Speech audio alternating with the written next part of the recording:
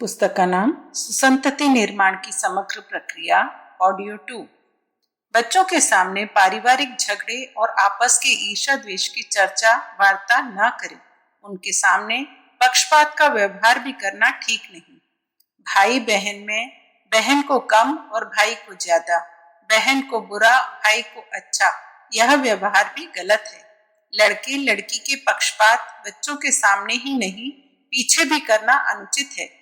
बच्चों में भाई भाई बहन भाई में प्रेम बढ़े, एक दूसरे के लिए त्याग करें, अधिक चाहें, इस प्रकार की शिक्षा व्यवहार से उन्हें मिले तो अच्छा है। इस प्रसंग की कथा कहानियां भी उन्हें सुनाते रहें। बच्चों के सर्वांगीण विकास के लिए उनकी शिक्षा की समुचित व्यवस्था हो। उन्हें उपासना क्रम में लगाया जाए। अपने साथ संध्या, गायत्री जप, आरती पूजा में साथ रखकर उन्हें सिखाएं। नियमित उपासना उनके जीवन क्रम में रहे, उनमें ऐसी भावना होनी चाहिए। समय पर व्यायाम, खेल और मनोरंजन भी आवश्यक है। केवल पढ़ने लिखने पर ही जोर न देकर सर्वांगीण विकास के लिए यह सब भी आवश्यक है। समय पर थक जाने पर विश्राम भी उतना ही जरूरी है जितना भूख लगने पर भोजन। इन सब की शिक्षा बच्चों को मिलनी चाहिए। समझदार महिलाओं को इसका ध्यान रखना पड़ता है।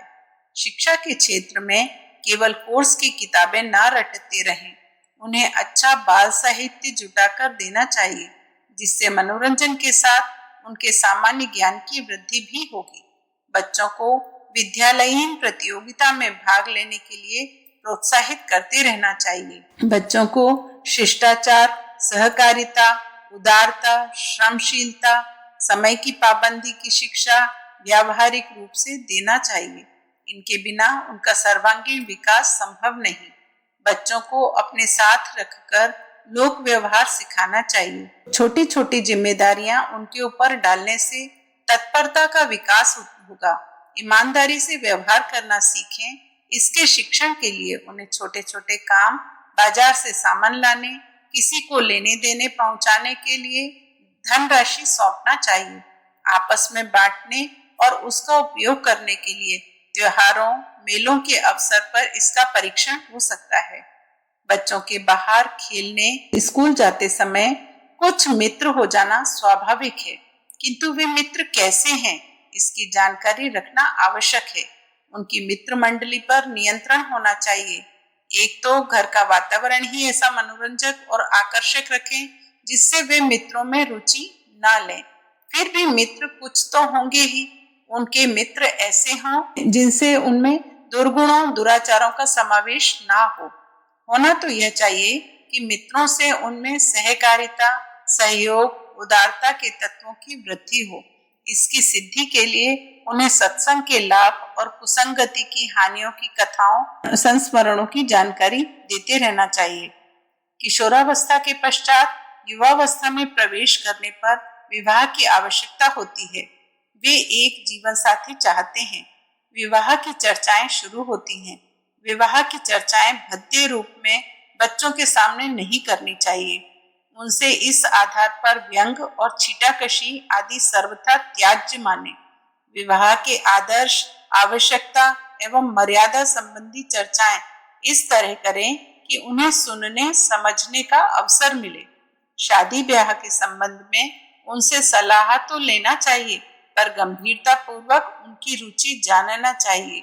यदि उनमें कुछ अनुचित जान पड़े, उसमें सुधार की आवश्यकता पड़े, तो इस कुशलता से उसका समाधान करें कि उसे ठेस न लगे, उसकी रुचि की उपेक्षा ना हो। विवाह से पूर्व कन्या हो या पुत्र, दाम्पत्य के महत्व, औचित्य और आदर्श को बोध चर्चाओं और साहित्य के माध्यम से करा देना बहुत ही आवश्यक है। विवाहोत्सव शालीन, मितव्ययिता पूर्वक हो और पवित्र संस्कार के रूप में भावना जागृत की जाए। विवाह में शोर शराबे, तड़क भड़क, फिजूल खर्ची और दिखावे की रुचि को हतोत्साहित करना चाहिए। बच्चों को आयु बढ़ने के साथ साथ उनमें क्रमशः उत्तरदायित्वों को वहन करने की वृत्ति तथा योग्यता पैदा करनी चाहिए। लोग बहुधा दुलार के कारण बच्चों को उत्तरदायित्वों, परेशानियों से मुक्त रखते हैं। यह स्थिति बाद में दुखद सिद्ध होती है। उस दशा में अभिभावक शारीरिक दुर्बलता के कारण भजन पूजन अथवा समाज सेवा के लिए अपने ऊपर से जिम्मेदारियां हटाना चाहें तो भी नहीं हटा पाते। बच्चों पर भी जब अचानक उत्तरदायित्व आ पड़ते हैं तो वे कष्ट अनुभव करते और दुख पाते हैं। परंतु समझदार अभिभावक को चाहिए कि एकदम असमर्थ होने अथवा देही छूटने के पहले ही बच्चों को क्रमशः उत्तरदायित्व संभालने का क्रम चालू कर दें। यह कार्य स्वार्थ एवं परमार्थ दोनों ही दृष्टियों से उचित है। इस प्रकार यदि संतान के संबंध में थोड़ी सी सावधानी रखी जाए, थोड़ी सी जानकारियां बढ़ाई जाएं, तो बच्चों का भविष्य अपनी सुख शांति तथा राष्ट्र एवं समाज की सुव्यवस्था जैसे अनेक लाभ एक साथ पाए जा सकते हैं।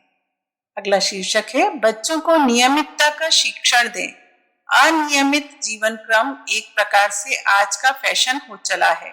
समय पर उठना, समय पर सोना, समय पर कहीं पहुंचना और सभा सम्मेलनों में जाने से लेकर यात्रा के लिए स्टेशन आदि पर पहुंचने तक इस तरह की अनियमितता हर कहीं बढ़ती देखी जा सकती है।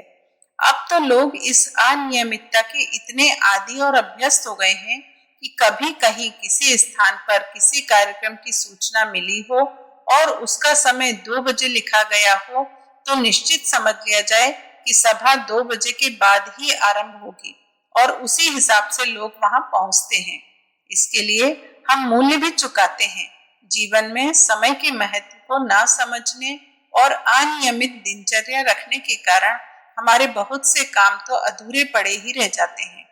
जब हम स्वयं हर काम को समय की पाबंदी नहीं करते तो भला बच्चों में इसकी आदत कैसे डाल सकते हैं। प्रायः हर घरों में बच्चे दिन भर खाया करते हैं। आप अपने बच्चे को कितनी बार दूध पिलाती हैं? यह पूछने पर स्त्रियां प्रायः उत्तर देती हैं, इसका हिसाब थोड़े ही है, जब भूख लगी तभी दूध पीता है। एक कानूनगो साहिब की इकलौते लड़की है, उसका नाम है संध्या। संध्या सबकी प्यारी है तो पर उसका मुंह कभी रुकता नहीं। परिवार के सभी प्राणियों के साथ वह अलग अलग बैठकर भोजन अवश्य करती है और सबके साथ नाश्ता करती है। उसके खुद का भोजन और नाश्ता अलग। पिता या कोई जब बाहर से कुछ लाया हो तो मुंह 24 घंटे बकरी की तरह चला करता है। यदि हम गणना करते तो शायद दिन भर में वह 20 बार नाश्ता और 15 बार भोजन तो अवश्य करती होगी।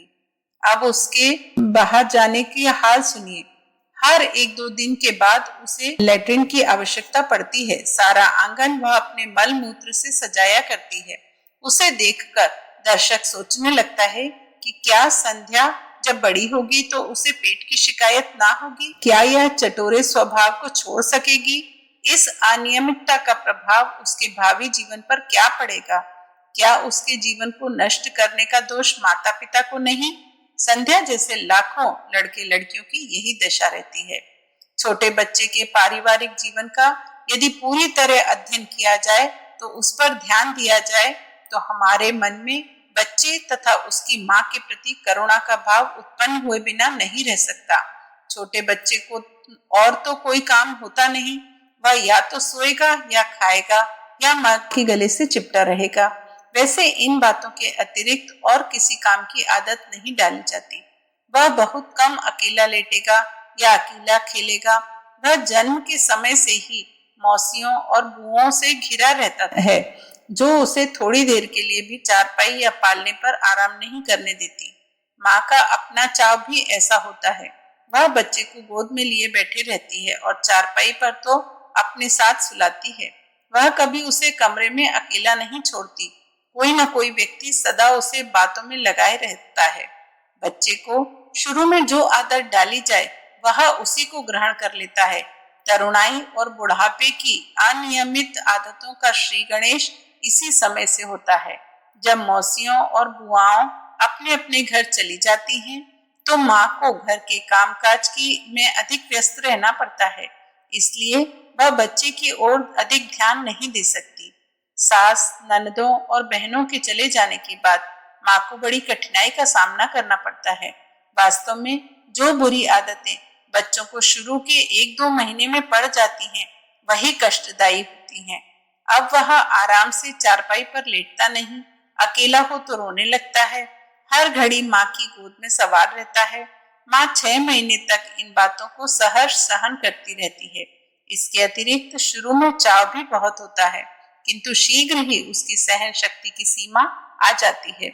माँ सोचती रहती है कि बच्चा जब घुटनों के बल चलना सीख जाएगा तब उसे अधिक तंग नहीं करेगा, किंतु माँ की यह आशा पूरी नहीं हो पाती। जब बच्चा घुटनों के बल चलना सीख जाता है तो वह और भी आसानी से अपनी माँ के पास पहुंच जाता है। वह अब हर घड़ी माँ के पास मौजूद रहता है। चलना फिरना सीख लेने के बाद उसे और भी आसानी हो जाती है और माँ का कष्ट और भी बढ़ जाता है। पहले 1-2 महीने में उसे हम जो यह आदत डाल देते हैं कि वह अकेला नहीं रह सकता, यह आदत बाद में भी हम पकाते रहते हैं। दादी, नानी, मौसियों और बुआओं के चले जाने के बाद भी कई रिश्तेदार आते रहते हैं जो बच्चे को गोदी में लेकर खिलाना अपना परम कर्तव्य समझते हैं। उनके अतिरिक्त अड़ोस पड़ोस की बहुत सी लड़कियां होती हैं जो आकर बच्चे को खिलाती रहती हैं। इन सब बातों का परिणाम यह होता है कि अकेला न रहने और चारपाई पर न लेटने की आदत बच्चे के अंदर पड़ जाती है। बच्चा जरा भी रोए तो उसे गोद में उठा लिया जाता है। बच्चों की यह आदत माँ के लिए बड़ी कष्टदायक बन जाती है, क्योंकि उसे गृहस्थी के काम धंधों की ओर भी ध्यान देना पड़ता है। बच्चा यदि कोई और बात मनवाना चाहे तो रोने लगता है।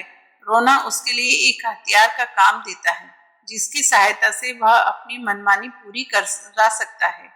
माँ चाहे थोड़ी देर तक उसकी परवाह ना करे, किंतु अंततः पीछा छुड़ाने के लिए बच्चे के हट के सामने सिर झुकाना ही पड़ता है। माँ बहुधा यह कहती सुनी जाती है कि बच्चा बड़ा हठीला है, अपनी हट पूरी किए बिना नहीं मानता, किंतु इन आदतों के लिए माँ स्वयं ही जिम्मेदार होती है। जब वह छोटा था तो ममता के कारण उसे लेटने या रोने नहीं दिया, या छोटे होने के कारण उस पर तरस आ गया, किंतु इसका परिणाम यह हुआ कि बच्चे को ऐसी आदतें पड़ गईं जो अब नाराज होने, धमकाने और मारने पीटने से भी नहीं छूटती।